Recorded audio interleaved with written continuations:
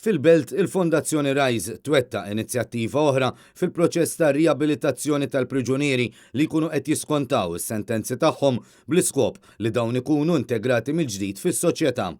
Net News kellem ma' Fader Franco Fenek dwar l-iskopijiet ta' din id-dar. Dan huwa proġett li se tigwadanja minnu s-soċjetà ġenerali għax għalkemm nidhru li qed naħdmu għall-priġunieri, però fil-verità qed naħdmu mal-priġunieri bris is-soċjetà. Illa li xinti li jkollok persuna li fil-ħajja tagħha kellha diversi reati, aħna ngħidu persuni reċidivi, ġifieri hawn Malta għandna ftit rata allarmanti ta' dawn il-persuni, hemmhekk inti ovvjament l-effett tiegħu fuq is-soċjetà se jkun kbir. Il-Fondazzjoni hija impenjata favur il-prevenzjoni. Hija prevenzjoni għal din il-ħaġa, se naħdmu mal-persuni, allura se jkun hemm anke fil-programm momenti li jittekiljaw l-issues personali tagħhom li jwasluhom għall-kriminalità, imbagħad ovvjament bil-mod il-mod nibdew resquhom biex jiġu f'kuntatt mas-soċjetà b'mod gradwali.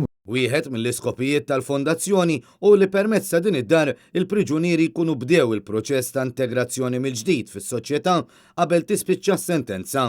Dan programm ta' sena qabel wieħed jispiċċa sentenza jew qabel ikun eliġibbli għal parol b'tali mod li meta jispiċċa dik is-sena u jkun spiċċa wkoll is-sentenza u allura jerġa' lura fis-soċjetà b'mod anke integrat. Il-Fondazzjoni temmen li l-perjodu ta' meta l-priġunieri temmu s-sentenza tagħhom u wieħed fundamentali biex jippreveni milli l-istess nies jerġgħu jispiċċaw vittmi tal-kriminalità.